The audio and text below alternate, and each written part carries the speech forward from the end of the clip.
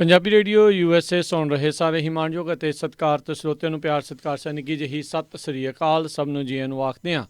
ਸੋ ਤੇ ਪ੍ਰੋਗਰਾਮ ਦੇ ਵਿੱਚ ਆਪ ਸਭ ਦਾ ਨਿੱਘਾ ਸਵਾਗਤ ਹੈ। ਪ੍ਰੋਗਰਾਮ ਲੈ ਕੇ ਹਾਜ਼ਰ ਹੋ ਚੁੱਕੇ ਹਾਂ ਜੀ ਆਪਾਂ ਇਸ ਮੌਕੇ ਅਪਡੇਟ ਅਮਰੀਕਾ। ਮੇਰੇ ਨਾਲ ਸੈਨ ਹੋਜ਼ੇ ਸਟੂਡੀਓਜ਼ ਤੋਂ ਜੁੜ ਚੁੱਕੇ ਨੇ ਹਰਜੋਤ ਸਿੰਘ ਖਾਲਸਾ ਜੀ। ਹਰਜੋਤ ਸਿੰਘ ਜੀ, ਜੀ ਆਇਆਂ ਨੂੰ ਸਵਾਗਤ ਹੈ, ਸਤਿ ਸ੍ਰੀ ਅਕਾਲ। ਸਤਿ ਸ਼੍ਰੀ ਅਕਾਲ, ਧੰਨਵਾਦ ਜੀ ਆਇਆਂ ਨੂੰ। ਪੰਜਾਬੀ ਰੇਡੀਓ USA ਦੇ ਜਿੰਨੇ ਵੀ ਸਰੋਤੇ ਸਾਡੇ ਸਾਰੇ ਹੀ AM ਸਟੇਸ਼ਨ FM ਸਟੇਸ਼ਨ ਘਰਾਂ ਦੇ ਵਿੱਚ ਰੇਡੀਓ ਸੈਟਸ ਦੇ ਰਾਹੀਂ ਟੈਲੀਫੋਨ ਫੇਸਬੁੱਕ YouTube 'ਤੇ ਲਾਈਵ ਦੇਖ ਰਹੇ ਹੋ ਸੁਣ ਰਹੇ ਹੋ ਸਾਰਿਆਂ ਨੂੰ ਜੀ ਆਇਆਂ ਨੂੰ ਅਤੇ ਬਹੁਤ ਹੀ ਪਿਆਰ ਅਤੇ ਸਤਿਕਾਰ ਭਰੀ ਸਤਿ ਸ਼੍ਰੀ ਅਕਾਲ ਸਰੋਤਿਓ। ਫਰਵਰੀ ਦੀ 15 ਤਰੀਕ ਆ, ਦਿਨ ਸੋਮਵਾਰ ਆ, ਅਤੇ ਤੁਹਾਡੇ ਲਈ ਸ਼ਾਮ ਦਾ ਅਪਡੇਟ ਅਮਰੀਕਾ ਪ੍ਰੋਗਰਾਮ ਲੈ ਕੇ ਹਾਜ਼ਰ ਹੋਏ ਹਾਂ। ਪ੍ਰੋਗਰਾਮ ਸ਼ੁਰੂ ਕਰਨ ਤੋਂ ਪਹਿਲਾਂ ਸਾਡੇ ਅੱਜ ਦੇ ਸਪਾਂਸਰਸ ਉਹਨਾਂ ਦਾ ਧੰਨਵਾਦ। ਖਾਲਸਾ ਇੰਸ਼ੋਰੈਂਸ ਏਜੰਸੀ, ਜਿਨ੍ਹਾਂ ਦੇ ਕੋਲੋਂ ਤੁਸੀਂ ਹਰ ਇੱਕ ਤਰੀਕੇ ਦੀ ਇੰਸ਼ੋਰੈਂਸ ਕਰਵਾ ਸਕਦੇ ਹੋ। ਇੰਸ਼ੋਰੈਂਸ ਬਾਰੇ ਪਤਾ ਕਰਨ ਲਈ ਕਾਲ ਕਰ ਸਕਦੇ ਹੋ ਨੰਬਰ 408-272-2500 408-272-2500 ਦੇ ਉੱਤੇ। ਇਸ ਦੇ ਨਾਲ Amarjit Singh Fresno, Gurbachan Singh Nagra Sacramento, Rajpal Singh Kulwant Singh Lachhar Bakersfield, Major Singh Sidhu Bakersfield, Amarjit Singh Jaswinder Kaur Virk Houston Texas, Sandhu ਪਰਿਵਾਰ Fremont, Pritpal Singh Atwal Elk Grove, Darshan Singh Kang Yuba City, Ranjit Singh Fresno. ਇਹਨਾਂ ਸਾਰਿਆਂ ਦਾ ਧੰਨਵਾਦ। ਜੇਕਰ ਤੁਸੀਂ ਜਾਂ ਕੋਈ ਹੋਰ ਕਾਰੋਬਾਰ ਇਸ ਪ੍ਰੋਗਰਾਮ ਨੂੰ ਸਪਾਂਸਰ ਕਰਨਾ ਚਾਹੁੰਦੇ ਹੋ, ਸੰਪਰਕ ਕਰ ਸਕਦੇ ਹੋ ਨੰਬਰ 408-722-7698 ਦੇ ਉੱਤੇ। ਜੀ ਅੱਜ ਦੀਆਂ ਖਬਰਾਂ ਵੱਲ ਆਈਏ ਅਤੇ ਜਿਹੜੇ ਨੈਂਸੀ ਪਲੋਸੀ ਆ ਉਹਨਾਂ ਨੇ ਇਹ ਕਿਹਾ ਭਈ ਇੰਡੀਪੈਂਡੈਂਟ ਇਨਕੁਆਇਰੀ ਹੋਣੀ ਚਾਹੀਦੀ ਆ ਜਿਹੜੇ ਕੈਪੀਟਲ ਹਿੱਲ ਦੇ ਉੱਤੇ ਰਾਇਟਸ ਹੋਏ ਸੀ। ਸੋ ਉੱਦਾਂ ਦਾ ਹੀ ਕਹਿੰਦੇ ਭਈ ਜਿਹੜਾ ਕਮਿਸ਼ਨ ਆ ਬਣਾਉਣਾ ਚਾਹੀਦਾ ਜਿਹੜਾ 9/11 ਤੋਂ ਬਾਅਦ ਬਣਾਇਆ ਗਿਆ ਸੀ, ਤਾਂ ਕਿ ਜਿਹੜੀ ਸਾਡੇ ਮੁਲਕ ਦੀ ਸਿਕਿਉਰਿਟੀ ਅਤੇ ਸਾਡੇ ਜਿਹੜਾ ਵਾਈਟ ਹਾਊਸ ਦੀ ਅਤੇ ਜਿਹੜੇ ਮੈਂਬਰਸ ਹੈਗੇ ਆ ਉਹਨਾਂ ਦੀ ਜਿਹੜੀ ਸਿਕਿਉਰਿਟੀ ਆ ਉਹ ਬਿਲਕੁਲ ਸੇਫ ਰਹੇ। ਇਹਦੇ ਸੰਬੰਧ ਦੇ ਵਿੱਚ ਉਹਨਾਂ ਨੇ ਇੱਕ ਜਿਹੜਾ ਜਨਰਲ ਆ ਰੂਸਲ ਔਨਰੇ ਉਹਦੇ ਨਾਲ ਵੀ ਜਿਹੜੀ ਗੱਲਬਾਤ ਕੀਤੀ ਹੈਗੀ ਆ, ਜਿਹੜੇ ਕਿ ਉਹਨਾਂ ਨੂੰ ਇੰਚਾਰਜ ਬਣਾਇਆ ਜਾ ਸਕਦਾ ਆ ਇਸ ਦਾ। ਸੋ ਉਹ ਉਹਨਾਂ ਨੇ ਇਹ ਕਿਹਾ ਆ ਵੀ ਇਹਦੀ ਸਾਨੂੰ ਦੋਨਾਂ ਪਾਰਟੀਆਂ ਤੋਂ ਹੀ ਜਿਹੜੀ ਆ ਸਪੋਰਟ ਚਾਹੀਦੀ ਹੈਗੀ ਆ, ਤਾਂ ਕਿ ਆਉਣ ਵਾਲੇ ਸਮੇਂ 'ਚ ਇੱਦਾਂ ਦੀ ਗੱਲ ਕੋਈ ਨਾ ਵਾਪਰੇ। ਜੀ ਅਗਲੀ ਜਿਹੜੀ ਗੱਲ ਕਰਦੇ ਜਾਈਏ, ਸਾਊਥ ਡਕੋਟਾ ਦੇ ਇੱਕ ਸਰਕਟ ਕੋਰਟ ਦੇ ਜੱਜ ਕ੍ਰਿਸਟੀਨਾ ਕਲਿੰਗਰ, ਉਹਨਾਂ ਨੇ ਉੱਥੋਂ ਦੇ ਵੋਟਰਸ ਦੇ ਦੁਆਰਾ ਇੱਕ ਸੰਵਿਧਾਨਿਕ ਜਿਹੜੀ ਸੋਧ ਆ ਉਸ ਨੂੰ ਜਿਹੜਾ ਸਟਰਕ ਡਾਊਨ ਕਰ ਦਿੱਤਾ ਆ। ਉੱਥੋਂ ਦੇ ਵੋਟਰਸ ਨੇ ਰੀਕ੍ਰੀਏਸ਼ਨਲ ਮੈਰੀਜੁਆਨਾ ਆ ਉਸ ਨੂੰ ਲੀਗਲ ਕਰਨ ਦੀ ਹਮਾਇਤ ਕਰ ਦਿੱਤੀ ਸੀ, ਪਰ ਉਸ ਤੋਂ ਬਾਅਦ 'ਚ ਉੱਥੋਂ ਦੇ ਗਵਰਨਰ ਕ੍ਰਿਸਟੀ ਨਿਯੋਮ ਉਹਨਾਂ ਦੀ ਐਡਮਿਨਿਸਟ੍ਰੇਸ਼ਨ ਨੇ ਇਸ ਦੇ ਖਿਲਾਫ ਚੈਲੰਜ ਕੀਤਾ, ਜਿਸ ਦੇ ਜਿਹੜੀ ਸੁਣਵਾਈ ਦੇ ਬਾਅਦ 'ਚ ਸਰਕਟ ਜੱਜ ਕ੍ਰਿਸਟੀਨਾ ਕਲਿੰਗਰ ਨੇ ਕਿਹਾ ਵੀ ਇਹ ਜਿਹੜਾ ਵੋਟਰਸ ਦੇ ਦੁਆਰਾ ਵੋਟ ਪਾ ਕੇ ਇਸ ਨੂੰ ਪਾਸ ਕੀਤਾ ਗਿਆ ਨਵੰਬਰ ਦੇ ਵਿੱਚ, ਇਹ ਸਟੇਟ ਦੀਆਂ ਰਿਕੁਆਇਰਮੈਂਟਸ ਜਿਹੜੀਆਂ ਹੁੰਦੀਆਂ ਨੇ ਸੰਵਿਧਾਨਿਕ ਸੋਧਾਂ ਦੇ ਲਈ ਵਿਦ ਜਸਟ ਵਨ ਸਬਜੈਕਟ, ਇਹਦੇ ਨਾਲ ਜਿਹੜੇ ਆ ਉਹ ਠੀਕ ਨਹੀਂ ਹੈਗੀ, ਅਤੇ ਉਹ ਕਹਿੰਦੇ ਰਿਕੁਆਇਰਮੈਂਟਸ ਨੂੰ ਇਹ ਵਾਇਲੇਟ ਕਰਦਾ ਆ।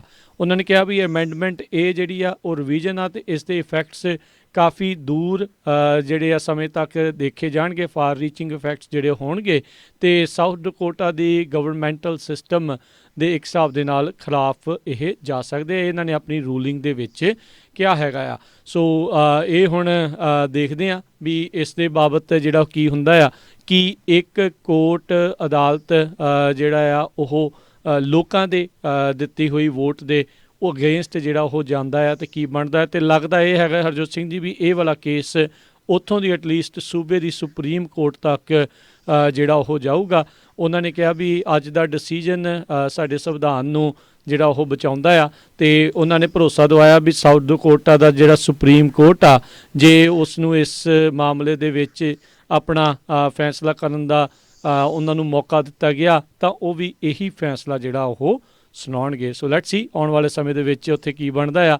ਪਰ ਜਿੱਦਾਂ ਆਪਾਂ ਦੇਖ ਰਹੇ ਹਾਂ ਰੀਕ੍ਰੀਏਸ਼ਨਲ ਮੈਰੀਜੁਆਨਾ ਹੁਣ ਕਾਫੀ ਜਿਹੜੇ ਸੂਬਿਆਂ ਦੇ ਵਿੱਚ ਆਲਰੇਡੀ ਵੋਟਰਸ ਨੇ ਜਿਹੜਾ ਉਹ ਇਸ ਨੂੰ ਵੋਟ ਪਾ ਕੇ ਅਪਰੂਵ ਕਰ ਦਿੱਤਾ ਆ, ਪਾਸ ਕਰ ਦਿੱਤਾ ਹੋਇਆ ਆ। ਜੀ ਅਗਲੀ ਖਬਰ ਪਰ ਚੱਲੀਏ, ਕਹਿੰਦੇ ਇਮੀਗ੍ਰੇਸ਼ਨ ਅਥਾਰਟੀਜ਼ ਵਾਲੇ ਲਗਭਗ 3 ਦੇ ਕਰੀਬ ਜਿਹੜੇ ਲੋਕ ਆ ਉਹਨਾਂ ਨੂੰ ਛੱਡਣ ਜਾ ਰਹੇ ਸੀ, ਜਿਹੜੇ ਕਿ ਕਸਟਡੀ ਦੇ ਵਿੱਚ ਸੀ, ਜੋ ਕਿ ਸੈਕਸ ਅਫੈਂਸਿਸ ਦੇ ਵਿੱਚ ਇਨਵੋਲਵ ਸੀਗੇ।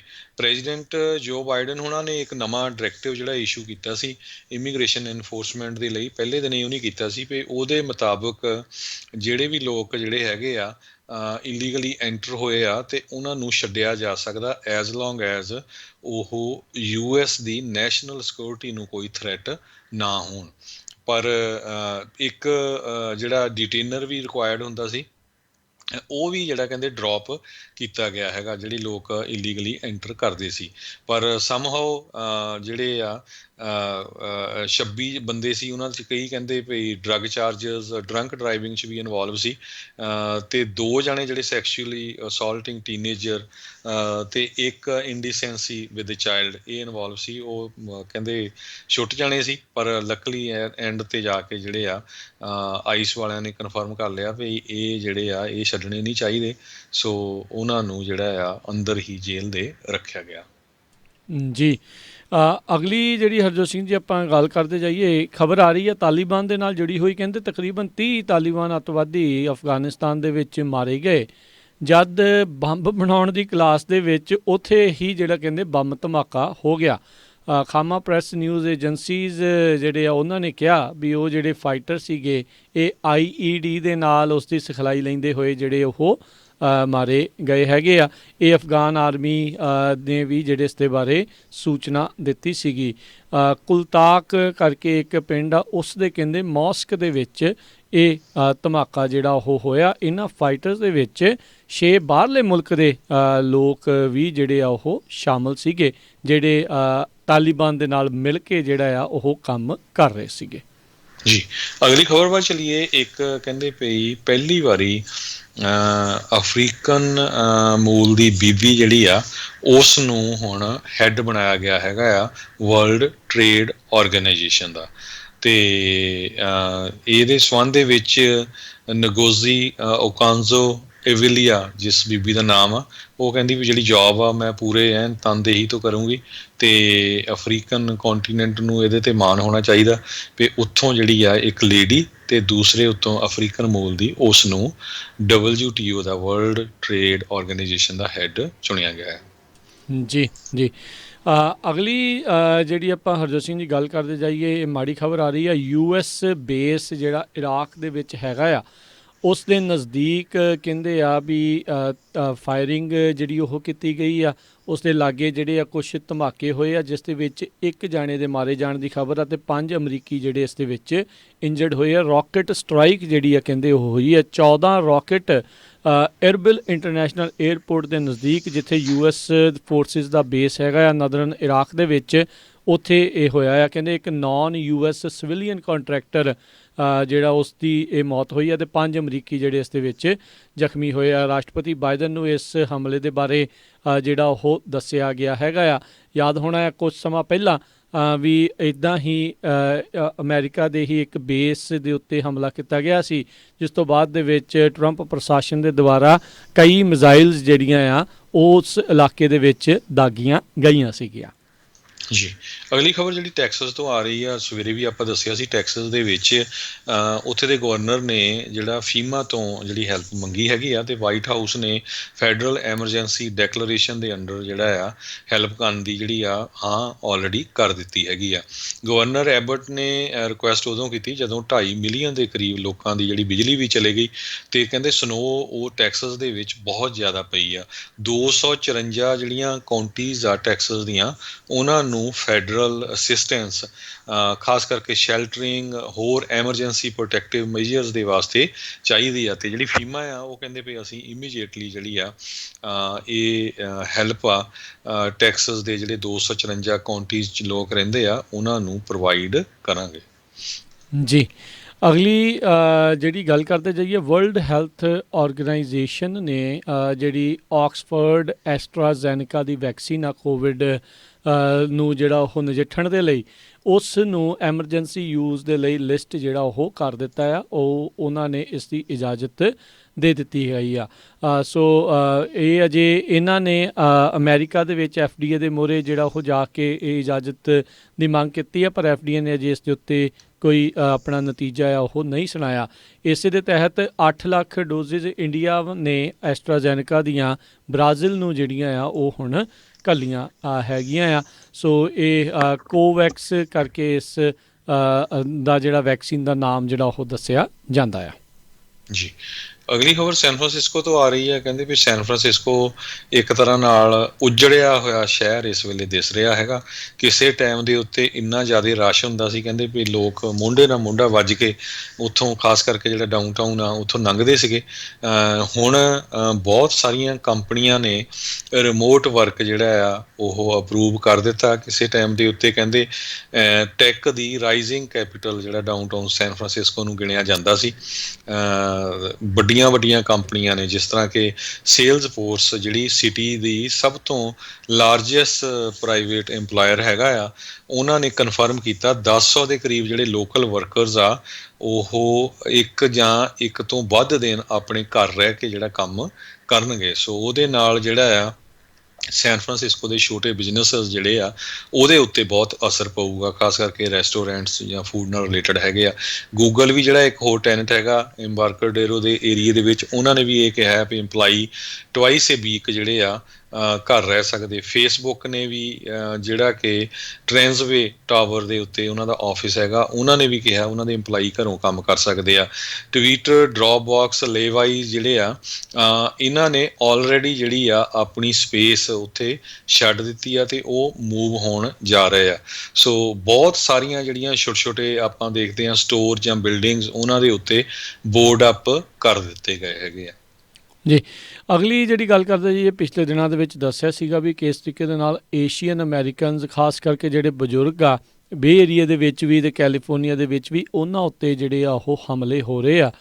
ਅਤੇ ਇਸ ਦੇ ਤਹਿਤ ਕਹਿੰਦੇ ਹੁਣ ਕੁਛ ਨੌਜਵਾਨ ਅੱਗੇ ਆਏ ਆ। ਕਹਿੰਦੇ ਸੈਂਕੜੇ ਹੀ ਲੋਕਾਂ ਨੇ ਵਲੰਟੀਅਰ ਕਰਨਾ ਸ਼ੁਰੂ ਕੀਤਾ ਆ ਵੀ ਉਹ ਜਿਹੜੇ ਬਜ਼ੁਰਗ ਏਸ਼ੀਅਨ ਅਮੈਰੀਕਨਜ਼ ਆ ਉਹਨਾਂ ਨੂੰ ਐਸਕੌਟ ਕਰਿਆ ਕਰਨਗੇ, ਯਾਨੀ ਕਿ ਉਹਨਾਂ ਦੇ ਨਾਲ ਆਇਆ ਜਾਇਆ ਕਰਨਗੇ ਤਾਂ ਜੋ ਅਜਿਹੇ ਹਮਲੇ ਜਿਹੜੇ ਆ ਉਹ ਰੁਕ ਸਕਣ। ਸੋ ਕਹਿੰਦੇ ਵੀ 2800 ਤੋਂ ਵੱਧ ਐਂਟੀ ਏਸ਼ੀਅਨ ਜਿਹੜੇ ਇੱਦਾਂ ਦੇ ਹਮਲੇ ਆ ਹੁਣ ਤੱਕ ਰਿਪੋਰਟ ਜਿਹੜੇ ਉਹ ਕੀਤੇ ਗਏ ਨੇ ਪਿਛਲੀ 19 ਮਾਰਚ ਤੋਂ 31 ਦਸੰਬਰ ਦੇ ਵਿੱਚ। ਅਤੇ ਇਹ ਜਿਹੜੇ 47 ਸੂਬਿਆਂ ਦੇ ਵਿੱਚ ਅਤੇ ਡਿਸਟ੍ਰਿਕਟ ਆਫ ਕੋਲੰਬੀਆ ਦੇ ਵਿੱਚ ਅਜਿਹੇ ਹੇਟ ਦੇ ਜਿਹੜੇ ਹਮਲੇ ਹੋਏ ਆ। ਸੋ ਕਹਿੰਦੇ ਵੀ ਇਹਨਾਂ ਦੇ ਵਿੱਚ 60 ਸਾਲ ਦੀ ਉਮਰ ਤੋਂ ਉੱਤੇ ਜਿਹੜੇ 7% ਇਹਨਾਂ ਹਮਲਿਆਂ ਦੇ ਵਿੱਚ ਅਜਿਹੇ ਲੋਕ ਸੀਗੇ। ਪਿਛਲੇ ਦਿਨਾਂ ਦੇ ਵਿੱਚ ਆਪਾਂ ਦੇਖਿਆ ਵੀ ਕਿੱਦਾਂ ਇੱਕ 84 ਸਾਲ ਦੀ ਉਮਰ ਦੇ ਬਜ਼ੁਰਗ ਨੂੰ ਧੱਕਾ ਵੀ ਜਿਹੜਾ ਆ ਉਹ ਸਾਈਡ ਵਾਕ ਦੇ ਉੱਤੇ ਸੈਨ ਫਰਾਂਸਿਸਕੋ ਦੇ ਵਿੱਚ ਮਾਰਿਆ ਗਿਆ ਸੀਗਾ। ਸੋ ਆਪਣੇ ਵੀ ਬਜ਼ੁਰਗ ਜਾਂਦੇ ਨੇ ਬਾਹਰ, ਉਹ ਵੀ ਜਿਹੜਾ ਉਹ ਵਿਸ਼ੇਸ਼ ਥੋੜ੍ਹਾ ਜ਼ਿਆਦਾ ਸਤਰਕਤਾ ਰੱਖਣ। ਮੂਰਖਾਂ ਦਾ ਪਤਾ ਨਹੀਂ ਆ, ਉਹ ਅਜਿਹੇ ਹੇਟ ਕਰਨ ਵਾਲੇ ਲੋਕ ਤੁਹਾਨੂੰ ਕਿਤੇ ਵੀ ਜਿਹੜੇ ਉਹ ਟੱਕਰ ਸਕਦੇ ਨੇ। ਸੋ ਇਹ ਹੁਣ ਬਹੁਤ ਸਾਰੀਆਂ ਜਿਹੜੇ ਨੌਜਵਾਨ ਆ ਉਹ ਅੱਗੇ ਆ ਕੇ ਇਹਨਾਂ ਦੀ ਮਦਦ ਦੇ ਲਈ ਆਏ ਨੇ। ਜੀ, ਏਸ਼ੀਅਨ ਦੀ ਗੱਲ ਕਰਦੇ ਜਾਈਏ, ਜਿਹੜੀ ਆ ਬੇ ਏਰੀਏ ਤੋਂ ਖਬਰ ਆ ਰਹੀ ਆ।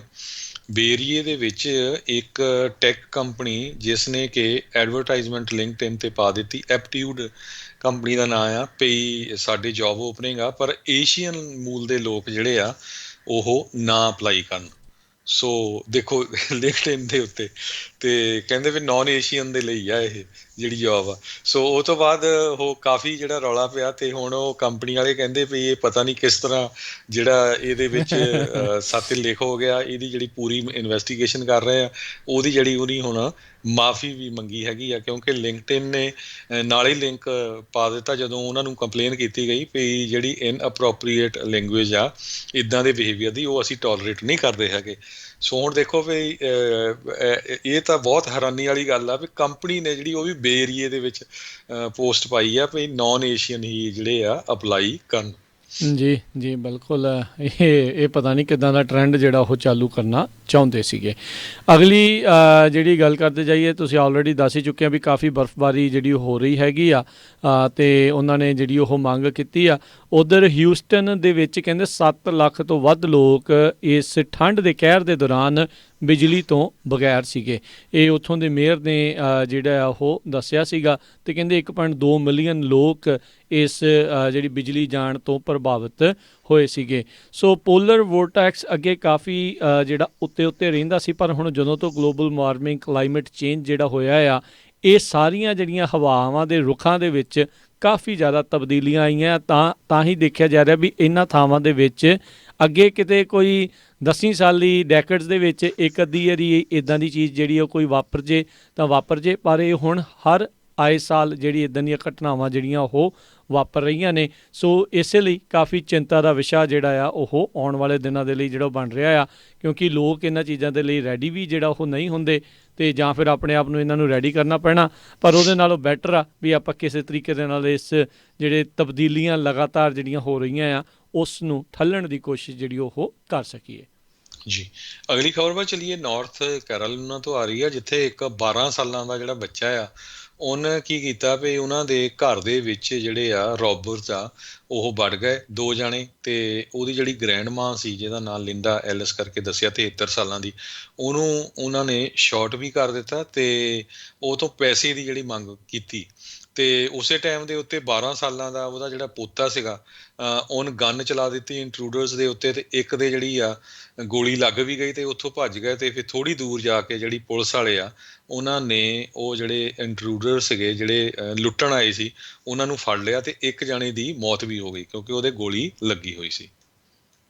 ਜੀ, ਅਗਲੀ ਜਿਹੜੀ ਗੱਲ ਕਰਦੇ ਜਾਈਏ ਹਰਜੋਤ ਸਿੰਘ ਜੀ, ਪਹਿਲੀ ਵਾਰੀ ਕਈ ਮਹੀਨਿਆਂ ਤੋਂ ਬਾਅਦ ਦੇ ਵਿੱਚ 7 ਡੇ ਐਵਰੇਜ ਅਮਰੀਕਾ ਦੇ ਵਿੱਚ ਕੋਵਿਡ-19 ਦੇ ਕੇਸਾਂ ਦੀ 1 ਲੱਖ ਤੋਂ ਥੱਲੇ ਆਈ ਹੈਗੀ ਆ।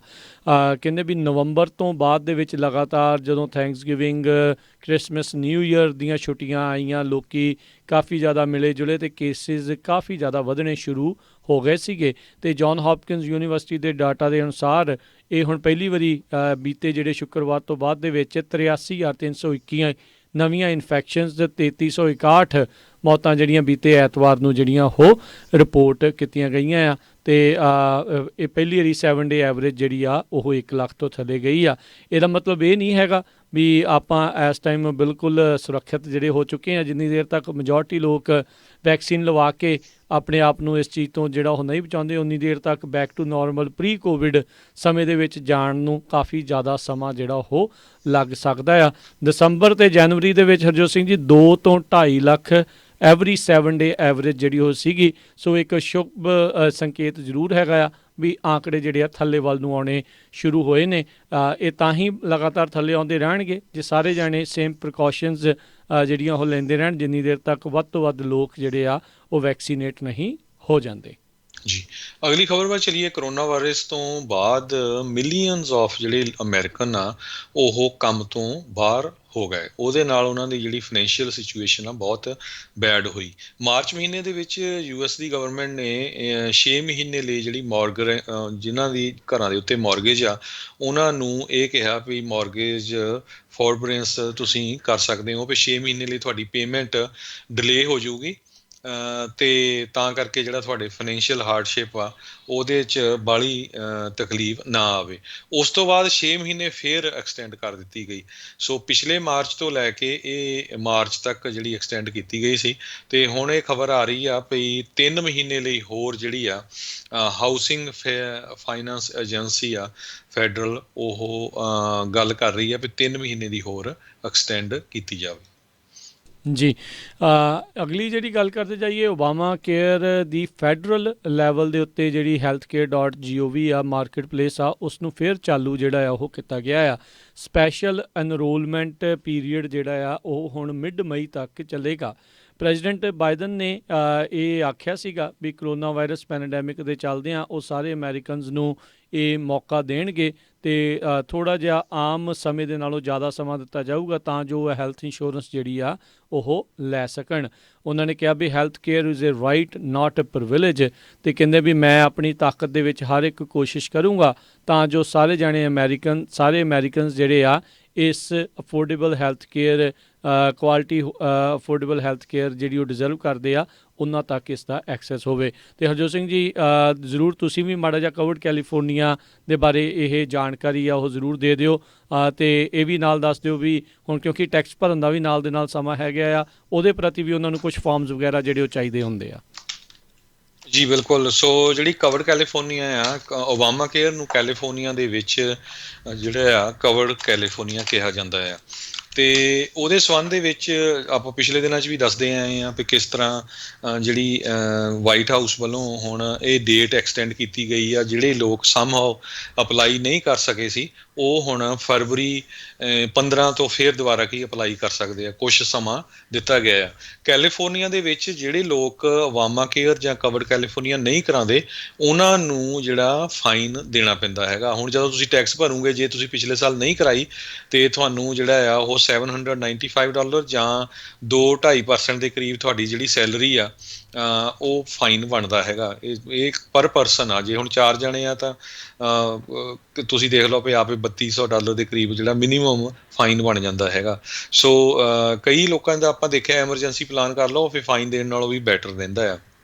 ਦੂਸਰੇ ਨੰਬਰ 'ਤੇ ਕੀ ਆ ਵੀ ਜਦੋਂ ਵੀ ਹੁਣ ਤੁਸੀਂ ਟੈਕਸ ਭਰਨ ਜਾਣਾ ਆ ਤੇ ਤੁਹਾਨੂੰ 2 ਫਾਰਮ ਜਿਹੜੇ ਆ ਬਹੁਤ ਜ਼ਰੂਰੀ ਹੈਗੇ ਆ। ਤੁਹਾਨੂੰ ਮੇਲ ਕਰ ਦਿੱਤੇ ਗਏ ਆ ਕਵਰਡ ਕੈਲੀਫੋਰਨੀਆ ਵੱਲੋਂ ਜਨਵਰੀ ਦੇ 2nd ਵੀਕ 'ਚ, ਬਟ ਸਮਹਾਉ ਜੇ ਤੁਸੀਂ ਮਿਸ ਕਰ ਗਏ ਆ ਤੁਸੀਂ ਇੰਸ਼ੋਰੈਂਸ ਏਜੰਟ ਦੇ ਆਫਿਸ ਕਾਲ ਕਰਕੇ ਲੈ ਸਕਦੇ ਹੋ 1095A ਤੇ ਇੱਕ 3895A ਫਾਰਮ।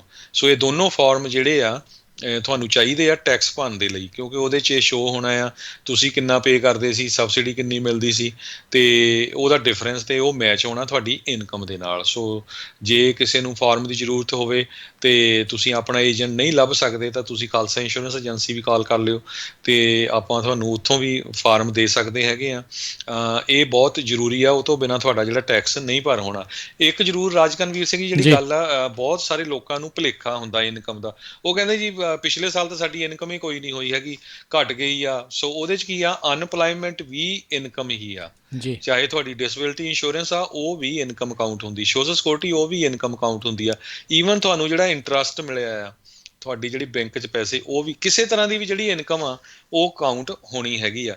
ਤੇ ਦੂਸਰੀ ਗੱਲ ਇਹ ਆ ਵੀ ਜਿਹੜੀ ਨਵੀਂ ਹੁਣ ਤੁਹਾਡੀ ਵਾਮਾ ਕੇਅਰ ਜਾਂ ਕਵਰਡ ਕੈਲੀਫੋਰਨੀਆ ਸ਼ੁਰੂ ਹੋਈ ਆ ਸਨ 2021 ਜਨਵਰੀ ਤੋਂ, ਇਹ ਜਦੋਂ ਤੁਸੀਂ ਅਗਲੇ ਸਾਲ ਜਾ ਕੇ ਟੈਕਸ ਭਰਨਾ 2022 ਦੇ ਵਿੱਚ, ਉਦੋਂ ਤੁਹਾਡੀ ਮੈਚ ਹੋਣੀ ਹੈ ਇਨਕਮ। ਸੋ ਹੋ ਸਕਦਾ ਸਨ 2020 ਦੇ ਵਿੱਚ ਤੁਸੀਂ ਕੰਮ ਨਹੀਂ ਕੀਤਾ, ਸਿਰਫ ਤੁਹਾਨੂੰ ਅਨਪਲਾਇਮੈਂਟ ਹੀ ਮਿਲੀ ਆ 25-30 ਹਜ਼ਾਰ, ਪਰ ਇਸ ਸਾਲ ਤੁਸੀਂ ਪੂਰਾ ਸਾਲ ਕੰਮ ਕਰ ਦੋ ਤੇ ਤੁਹਾਡੀ ਇਨਕਮ ਬਹੁਤ ਜ਼ਿਆਦਾ ਵੱਧ ਜਾਏ। ਸੋ ਉਹ ਜ਼ਰੂਰ ਮੈਚ ਕਰ ਲਿਓ। ਕਈ ਵਾਰੀ ਕੀ ਆ ਭੁਲੇਖੇ 'ਚ ਤੁਸੀਂ ਕਹਿੰਦੇ ਨਹੀਂ ਜੀ ਮੇਰੀ ਤਾਂ ਇਨਕਮ ਘੱਟ ਆ ਪਿੱਛੇ, ਪਰ ਅਗਲੇ ਸਾਲ ਜਾ ਕੇ ਡਬਲ ਹੋ ਜਾਂਦੀ ਆ, ਫਿਰ ਤੁਹਾਨੂੰ ਪਲੰਟੀ ਜ਼ਿਆਦਾ ਦੇਣੀ ਪੈਂਦੀ ਜਦੋਂ ਤੁਸੀਂ ਟੈਕਸ ਫਾਈਲ ਕਰਦੇ ਆ। ਇਹ ਗੱਲ ਬਹੁਤ ਨੋਟ ਕਰਨ ਵਾਲੀ ਹੈਗੀ ਆ। ਸੋ ਪਲੀਜ਼ ਜਿਹੜੇ ਵੀ ਹੈਗੇ ਆ ਸੁਣ ਰਹੇ ਸਾਡੇ ਪ੍ਰੋਗਰਾਮ ਨੂੰ, ਆਪਣੇ ਏਜੰਟ ਨੂੰ ਜ਼ਰੂਰ ਕਾਲ ਕਰਕੇ ਜਿਹੜੀ ਇਨਕਮ ਉਹਨੂੰ ਜ਼ਰੂਰ ਅਪਡੇਟ ਕਰ ਲਓ। ਜੀ ਬਿਲਕੁਲ। ਜੇ ਤੁਹਾਨੂੰ ਤੁਹਾਡਾ ਏਜੰਟ ਕਾਲ ਪਿਕ ਨਹੀਂ ਕਰ ਰਿਹਾ, ਜਿੱਦਾਂ ਹਰਜੋਤ ਜੀ ਨੇ ਕਿਹਾ ਤੁਹਾਨੂੰ ਨਹੀਂ ਮਿਲਿਆ ਜਾਂ ਤੁਸੀਂ ਮਿਸਪਲੇਸ ਕਰ ਲਿਆ ਆ, ਤੇ ਇਹ ਜਿਹੜੇ ਟੈਕਸ ਦੇ ਫਾਰਮਸ ਆ ਉਹ ਲੱਭਣ ਦੇ ਲਈ ਤੁਹਾਡੇ ਅਕਾਊਂਟ ਦੇ ਵਿੱਚ ਜਾ ਕੇ ਖਾਲਸਾ ਇੰਸ਼ੋਰੈਂਸ ਏਜੰਸੀ ਵਾਲੇ ਤੁਹਾਡੀ ਮਦਦ ਕਰ ਸਕਦੇ ਨੇ। ਇਸ ਦੇ ਲਈ ਇਹਨਾਂ ਦੇ ਆਫਿਸ ਦੇ ਵਿੱਚ ਤੁਸੀਂ ਇਹਨਾਂ ਨੂੰ ਕਾਲ ਕਰੋ 4082722500 408-272 2500 ਦੇ ਉੱਤੇ ਤੁਸੀਂ ਇਹਨਾਂ ਦੇ ਨਾਲ ਜਿਹੜਾ ਇਹ ਸੰਪਰਕ ਕਰ ਸਕਦੇ ਹੈਗੇ ਆ। ਅਤੇ ਜ਼ਰੂਰ ਧਿਆਨ ਜਿਹੜਾ ਇਸ ਦੇ ਪ੍ਰਤੀ ਰੱਖਿਓ। ਅਤੇ ਅਗਲੀ ਜਿਹੜੀ ਹਰਜੋਤ ਸਿੰਘ ਦੀ ਗੱਲ ਕਰਦੇ ਜਾਈਏ, ਹੁਣੇ ਜਾਰਜੀਆ ਦੇ ਵਿੱਚ ਜਿਹੜੇ ਰਫੇਲ ਵਾਰਨਕ ਜਿਹੜੇ ਆ ਉਹ ਡੈਮੋਕ੍ਰੇਟ ਪਾਰਟੀ ਦੇ ਜਿੱਤੇ ਆ। ਅਤੇ ਹੁਣ ਕਹਿੰਦੇ ਜਿਹੜੇ ਡੇਵਿਡ ਪਰਡਿਊ ਜਿਹੜੇ ਹਾਰ ਗਏ ਸੀਗੇ, ਇਹ ਉੱਥੋਂ ਦੇ ਸਾਬਕਾ ਸੈਨੇਟਰ ਵੀ ਸੀਗੇ ਜਾਰਜੀਆ ਦੇ ਵਿੱਚ, ਅਤੇ ਉਹ ਕਹਿੰਦੇ ਵੀ ਆਲਰੇਡੀ ਉਹਨਾਂ ਨੇ 2022 ਦੇ ਵਿੱਚ ਇਸ ਪੇਪਰ ਵਰਕ ਨੂੰ ਜਿਹੜਾ ਉਹ ਭਰਿਆ ਆ, ਅਤੇ ਕਹਿੰਦੇ ਆ ਵੀ ਆਉਣ ਵਾਲੇ ਸਮੇਂ ਦੇ ਵਿੱਚ ਮੁੜ ਦੁਬਾਰਾ ਇਲੈਕਸ਼ਨ ਜਿਹੜਾ ਉਹ ਲੜ ਸਕਦੇ ਆ। ਪਰ ਉਹਨਾਂ ਦੇ ਸਲਾਹਕਾਰ ਇੱਕ ਨੇ ਜਿਹੜਾ ਇਹ ਕਿਹਾ ਆ ਵੀ ਅਜੇ ਹਾਲ ਦੀ ਘੜੀ ਉਹਨਾਂ ਨੇ ਫਾਈਨਲ ਡਿਸੀਜਨ ਨਹੀਂ ਲਿਆ, ਪਰ ਪੇਪਰ ਵਰਕ ਜਿਹੜਾ ਕਹਿੰਦੇ ਆ ਵੀ 2022 ਦੇ ਵਿੱਚ ਦੁਬਾਰਾ ਰਨ ਕਰਨ ਦੇ ਲਈ ਉਹ ਆਲਰੇਡੀ ਭਰ ਚੁੱਕੇ ਹੈਗੇ ਆ। ਸੋ ਲੈਟਸ ਸੀ ਆਉਣ ਵਾਲੇ ਸਮੇਂ ਦੇ ਵਿੱਚ ਜਿਹੜਾ ਉਹ ਕੀ ਬਣਦਾ ਹੈਗਾ ਆ, ਅਤੇ ਇਹ ਦੇਖਦੇ ਹਾਂ ਵੀ ਇਹ ਉਹਨਾਂ ਨੂੰ ਚੈਲੰਜ ਕਰਨ ਦੇ ਵਿੱਚ ਕਾਮਯਾਬ ਰਹਿੰਦੇ ਨੇ ਜਾਂ ਨਹੀਂ। ਜੀ, ਤੇ ਆਪਾਂ ਸਟਾਕ ਦੀ ਗੱਲ ਕਰਦੇ ਜਾਈਏ ਤੇ ਫਿਰ ਆਪਾਂ ਇਜਾਜ਼ਤ ਲੈਂਦੇ ਹਾਂ। ਜੀ ਬਿਲਕੁਲ। ਸੋ ਸਟਾਕ ਮਾਰਕੀਟ ਦੇ ਬਾਰੇ ਜੇ ਆਪਾਂ ਦੱਸਦੇ ਜਾਈਏ, ਸਟਾਕ ਮਾਰਕੀਟ ਲਗਾਤਾਰ ਠੀਕ ਉੱਦਾਂ ਹੀ ਹਿਸਾਬ ਦੇ ਨਾਲ ਜਿਹੜਾ ਉਹ ਚੱਲੀ ਜਾ ਰਿਹਾ ਹੈਗਾ ਆ। ਆਲਦੋ ਬਹੁਤ ਸਾਰੇ ਜਿਹੜੇ ਆਰਥਿਕ ਮਾਹਰ ਨੇ ਉਹ ਇਹ ਖਦਸ਼ਾ ਜਿਹੜਾ ਉਹ ਪ੍ਰਗਟਾ ਰਹੇ ਨੇ ਵੀ ਇਹ ਕਿਸੇ ਵੀ ਟਾਈਮ ਜਿਹੜਾ ਆ ਵੱਡਾ ਕਰੈਸ਼ ਜਿਹੜਾ ਹੋ ਸਕਦਾ ਆ। ਉੱਦਾਂ ਹਰਜੋਤ ਸਿੰਘ ਜੀ ਦੇਖਿਆ ਜਾਵੇ ਇਹ ਗੱਲ ਨੂੰ ਸੁਣਦਿਆਂ ਨੂੰ ਹੁਣ ਤਕਰੀਬਨ 7-8 ਮਹੀਨੇ ਜਿਹੜੇ ਉਹ ਹੋ ਗਏ ਆ। ਰਿਸੈਸ਼ਨ ਦੀ ਚਰਚਾ ਵੀ ਆਪਾਂ ਨੂੰ ਸਾਲ ਹੋ ਗਿਆ ਵੀ ਇਸ ਚੀਜ਼ ਦੇ ਪ੍ਰਤੀ ਜਿਹੜੀ ਆਪਾਂ ਨੂੰ ਸੁਣਦੇ ਹੋਏ। ਹੁਣ ਇਹ ਨਹੀਂ ਪਤਾ ਵੀ ਇਹ ਆਉਣਾ ਆ ਕਿ ਨਹੀਂ ਆਉਣਾ, ਪਰ ਆਰਥਿਕ ਮਾਹਰ ਬੜੇ ਲੰਮੇ ਸਮੇਂ ਤੋਂ ਇਸ ਦੀ ਚੇਤਾਵਨੀਆਂ ਜਿਹੜੀਆਂ ਆ ਉਹ ਦਈ ਜਾ ਰਹੇ ਆ, ਪਰ ਸਮਹਾਉ ਸਟਾਕਸ ਜਿਹੜੇ ਆ ਅਜੇ ਵੀ ਗੁੱਡ ਪਰਫਾਰਮੈਂਸ ਜਿਹੜੀ ਆ ਉਹਨਾਂ ਦੀ ਚੱਲ ਰਹੀ ਹੈਗੀ ਆ। ਸੋ ਉਸ ਦੇ ਉੱਤੇ ਜੇ ਆਪਾਂ ਅਪਡੇਟ ਕਰਦੇ ਜਾਈਏ, ਅੱਜ ਡਾਓ ਜੋਨਸ ਇਨਫੈਕਟ ਜਿਹੜਾ ਹਰਜੋਤ ਸਿੰਘ ਜੀ ਅੱਜ ਕਿਉਂਕਿ ਪ੍ਰੈਜ਼ੀਡੈਂਟ ਡੇ ਸੀਗਾ, ਇਸ ਕਰਕੇ ਜਿਹੜੀਆਂ ਮਾਰਕੀਟਸ ਆ ਇਹ ਕਲੋਜ਼ ਰਹੀਆਂ ਹੈਗੀਆਂ ਆ। ਅਤੇ ਓਵਰਆਲ ਸੋਨੇ ਦੀ ਕੀਮਤ ਆਪਾਂ ਜੇ ਤੁਹਾਨੂੰ ਦੱਸਦੇ ਜਾਈਏ $1825 ਪ੍ਰਤੀ ਆਊਂਸ ਅਤੇ 10 ਈਅਰ ਯੀਲਡ 1.20% ਰਹੀ ਹੈਗੀ ਆ। ਜੀ, ਇੱਕ $US ਦੀ ਕੀਮਤ ਕੈਨੇਡਾ ਦੇ $1.26 ਦੇ ਬਰਾਬਰ ਰਹੀ ਹੈ। ਇੱਕ $US ਦੀ ਕੀਮਤ ਇੰਡੀਆ ਦੇ $72.63 ਦੇ ਬਰਾਬਰ ਰਹੀ ਹੈ। ਜੀ, ਅਤੇ ਇੱਥੇ ਹੀ ਸਾਡਾ ਅੱਜ ਦਾ ਇਹ ਪ੍ਰੋਗਰਾਮ ਹੁਣ ਸਮਾਪਤ ਹੈ। ਮੇਰੇ ਰਾਜਕਰਮਜੀਤ ਸਿੰਘ ਵੱਲੋਂ ਤੇ ਹਰਜੋਤ ਸਿੰਘ ਵੱਲੋਂ ਤੁਹਾਨੂੰ ਸਾਰਿਆਂ ਨੂੰ ਪਿਆਰ ਸਤਿਕਾਰ ਸਨਿੱਘੀ ਜਿਹੀ ਸਤਿ ਸ੍ਰੀ ਅਕਾਲ। ਸਤਿ ਸ੍ਰੀ ਅਕਾਲ। ਜਿਹਨੇ ਵਾਸਤੇ ਰਹੋ, ਹੱਸਦੇ ਖੇਲਦੇ ਰਹੋ ਤੇ ਸੁਣਦੇ ਰਹੋ ਜੀ ਪੰਜਾਬੀ ਰੇਡੀਓ USA।